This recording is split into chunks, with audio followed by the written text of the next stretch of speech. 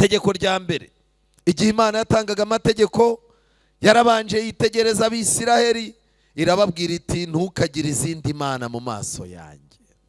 Mu maso y'Imana ni ikosa rikomeye kugira ikindi kintu gitwara umwanya w'Imana. Noneho rero bwo nakaga kugira ikindi kintu wita Imana. Iri tegeko ikintu cyose dukundwakaza kiganisha ku kugabanya urukundo dukunda Imana. Icyo kintu gishobora no kuba inkomyi mu murimo tugomba kuyikorera. Bene icyo kintu cyose kiba gihindutse igiki? Ikigirwamana. Hari igihe ushakana n'umuntu akakubera ikigirwamana, ku rusengero ntuzahagaruke. Erega kubaka nta mikino irimo. Ntazajya ku rusengero umugabo wanjye akarakara, n'ubundi ukazaza wirirwa aho ngaho agutuma amabyeru yazana n'ibiki byose. Umunsi umwe n'ubundi Imana warayitaye, uzajya guhura n'umuntu akubwira ati amakuru ni meza, uzi ko narinzi ko tuzahura warananutse. Ese ibintu by'umugabo wawe buriya nta nibyo ujya umenya? Reka damba nibereye mu rugo sinjya amava. Erega kubaka nta mikino ibamo, mba nibereye mu rugo ugira ngo amakuru ndayamenya. Yo, ubu ntabwo uzi ko umugabo wawe asigaye afite umugore wa kabiri hariya hakurya.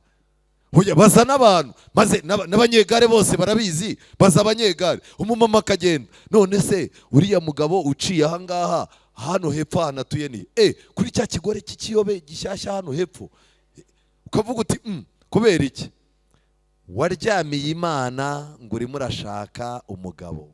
Ariko umugabo wawe ni byiza, yakubereye inshuti, ariko wamubitse mu mwanya Imana yagombaga kubikwamo, ku buryo yabaye ikigirwamana, ntibishobora kuzakugwa amahoro. Hari ababyeyi babyara abana babo bakababera nk'ibigirwamana. Aburahamu akimara kubyara Isaka, umwanya wo gusenga waratakaye, umwanya w'Imana uratakara. Buri mwanya Aburahamu yabaga ateruye kabebe ameze neza amureba. Imana ibona ikibazo cyavutse. Aburahamu ko yahoraga ku gicaniro mu gitondo na nimugoroba, Aburahamu saa 9 ko yabaga arimo gutamba, kw'imitekerereze ya Aburahamu nayikontoreye mu bihe by'akaga. Ibibazo bivutse ni ibihe? Imana ibyutsa Aburahamu ninjoro, haguruka ujye kuntambira umwana wawe w'ikinege. Aburahamu abanza kuvuga ati oya, ntabwo ari Imana ibivuze. Asenga 3 biranga, arangije abona nta kundi biri bugende. Yahagurukanye umwana agenda, sinzi ntago nzi uko yagiye atekereza, ariko yazamukanye agahinda ku musozi. Imana ageze ku musozi, Imana yamubwira iti mutambe. Aburahamu afunga umwana w'amaguru n'amaboko, amureba mu maso, aravuga ati kwaheri.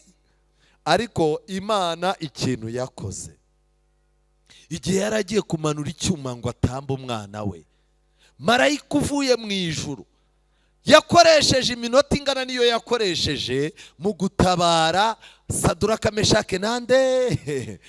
Yaramanutse, icyuma kikimanuka cyagiye kugera hagati, marayika avuye mu ijuru ageze mu isi. Dufite Imana itabara byihuse, si y'ibigirwamana. Dufite abamaze kugira inzara z'ibigirwamana, dufite abantu bafite amasura yabaye ibigirwamana, dufite ab'imyenda abereye ibigirwamana, ku buryo yicara uwo mwenda yaba atawubonye akakubwira umugabo ati jya gusenga sindi bugeyo.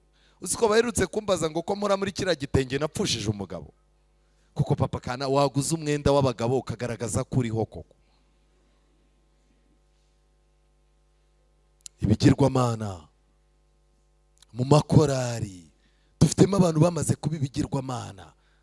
Usanga umuyobozi wa korari yagiye kwinginga umuririmbyi utakinaboneka, shamba bari rugaruke kabisa, korari yampfanye neza. Erega buriya nubwo ubona mfite 30 n'ingwiza murongo n'ukubabona buzuye hari, wowe umwiye waje urazunguza ikibuga bakemera, sha wambabariye koko. Ibigirwamana.